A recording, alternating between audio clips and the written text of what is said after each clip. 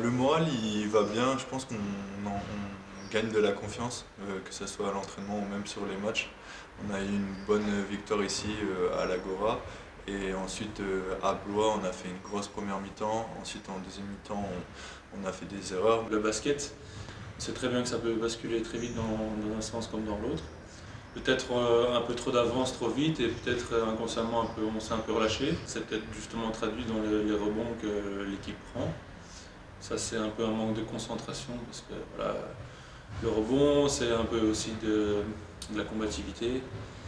Et avec ça, ils ont pris de la confiance, on a fait des pertes de balles, ça les a remis en confiance. Ils ont vraiment aussi été chercher leur public et à la fin, on a fait des erreurs cruciales et ça a tourné à notre défaveur, mais je pense qu'on peut régler ça très rapidement.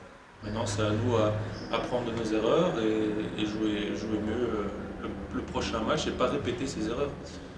Il y a des bonnes choses à retenir comme des moins bonnes choses et je pense qu'il faut garder les bonnes choses et changer ce qui n'allait pas pour le prochain match. Il n'y a pas eu de moment de tergiversation. L'objectif, c'était tout de suite se reconcentrer, se remettre au travail, prendre conscience des erreurs qu'on a pu commettre et continuer à avancer comme je pense qu'on est en train de le faire parce que la semaine dernière, encore une fois, la victoire contre Tours, un Tours qui vient juste de s'incliner après prolongation à Châlons alors qu'ils avaient dans la dernière minute le match entre les mains, et puis Blois qui a confirmé en s'imposant à Rouen. Donc on a quand même fait plutôt une bonne semaine malgré cette défaite à Blois qui aurait pu être évitable, c'est clair. Mais on avance et je pense qu'il faut qu'on continue à avancer. Le match à Saint-Chamond, on va vraiment y aller full confiance et jouer les yeux dans les yeux avec eux. Il faut croire qu'on peut gagner chaque match. Je pense qu'on peut gagner chaque match, il faut y croire. Un moyen de confirmer ça, c'est de faire une très bonne partie à Saint-Chamond et de s'y imposer. Bon, Saint-Chamond, on a déjà joué contre eux en Leaders Cup et en championnat. On joue contre le co-leader du championnat. Alors, ils étaient jusqu'à maintenant leaders du championnat. Ils sont sur 2 défaites consécutives, donc Châlons les a rejoints. C'est que c'est une très grosse équipe. Ils vont vouloir retrouver leur confiance. Mardi, ils se sont inclinés contre Antibes.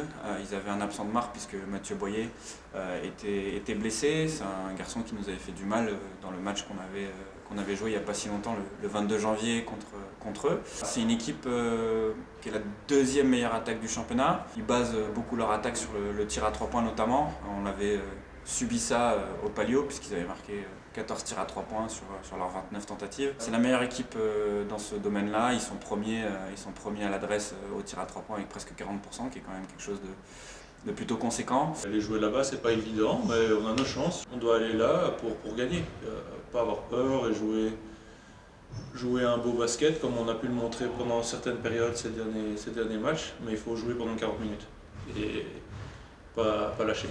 On cherche à enchaîner des victoires et créer cette dynamique. On part 14h30 et on est dans le bus il est super bien. On a des couchettes pour ceux qui préfèrent faire une petite sieste durant le trajet, où on a une genre de table où on peut vraiment se poser et discuter. Du coup les déplacements se passent très bien, même s'ils sont de temps en temps longs, mais là c'est pas le plus long qu'on a à Saint-Chamond, du coup ça devrait bien se passer. On enchaînera encore un déplacement puisqu'on partira dès lundi pour aller à Fos-sur-Mer pour le match de Coupe de France.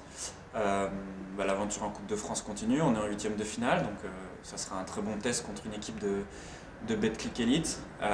Et puis après, pour finir avant la trêve, on recevra l'équipe de Nantes au Palio. 3 matchs à venir, on espère qu'on va faire les meilleurs résultats possibles avant d'avoir une petite semaine de break durant la trêve internationale.